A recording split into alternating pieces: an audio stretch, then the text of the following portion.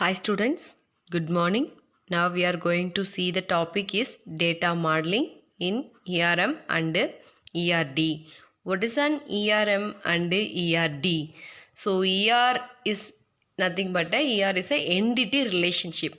So now we are going to see the what is an ERM, what is an ERD, what are the functions are processed here.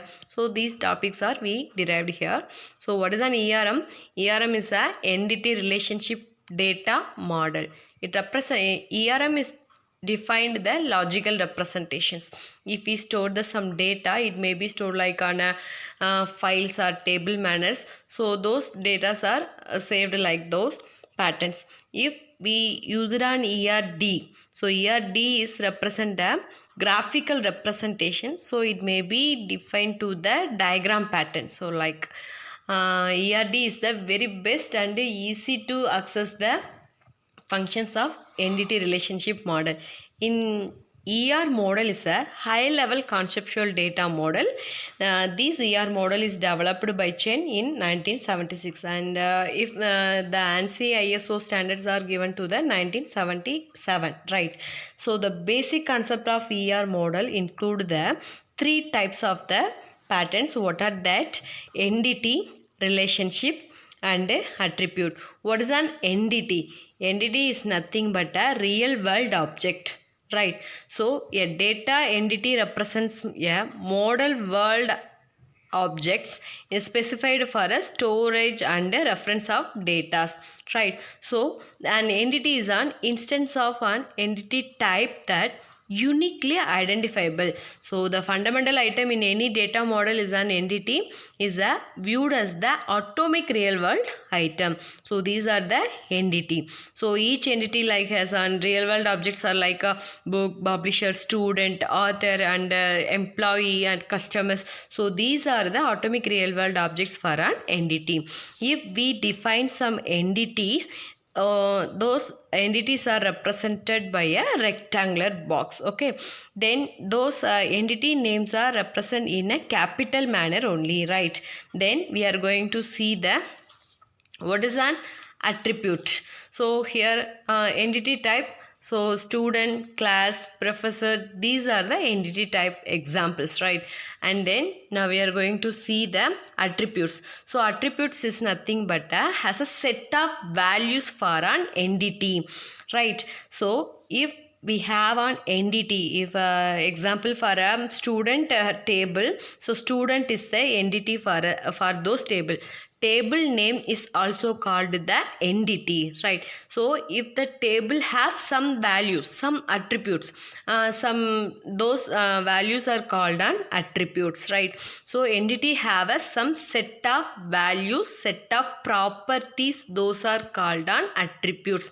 If the student table have an student ID or a student name, phone number, age and their address and their mark details, those are the column field are attributes. And then if we define the attributes, it's represented by a eclipse safe, right? And then if we give the attribute name for a only small letter,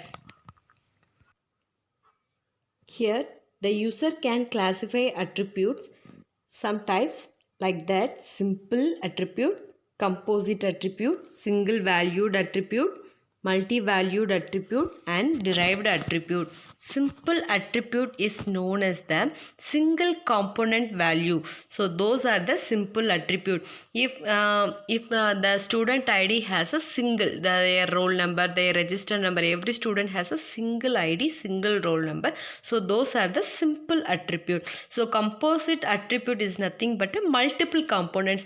If we derived the student name, we may give a first name, middle name, last name. So they have some multiple components. So those are the composite attribute. Then single valued attribute. Single valued attribute is nothing. If we have a single value for a single entity, those are the single attribute.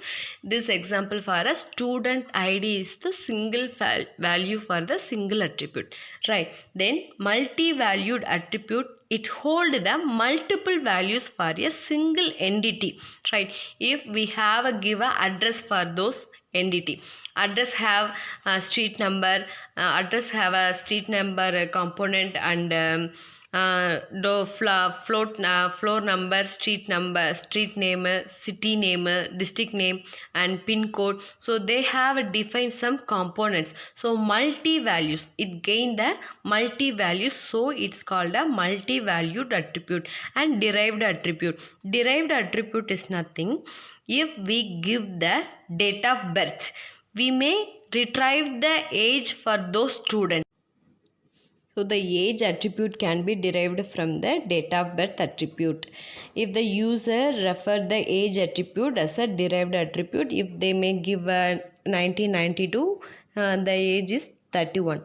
If we want to need some value, we may retrieve the data from other attributes. So those are the attributes. And then now we are going to see the relationship. Relationship is nothing but we may connect more than entities. Those associations are called a relationship. So entities are also known as the tables are called an entity. So we may connect, we may join the two or more than entities are called a relationship. So a relationship is an association between entities. So each relationship is defined so that name is described the relationship. So the relationship also defined the unary relationship and the binary relationship, ternary relationship, and quaternary relationship. So what is an unary relationship? So unary relationship exists, only one entities are associated, that those are called a unary relationship. Here the person is one of the entity and then employee is one of the entity. So person, employee have a lot of managers. So these are the one to many concept and one to one concept. So relationship between the only one entities are associated, those are called a unary relationship. And a binary relationship, exists when two entities are associated. Then if we have a one relationship connected with the two entities are called a binary relationship. In ternary relationship is it's associated with the three entities. Here supplies is the relationship. But they have three entity like vendor, part,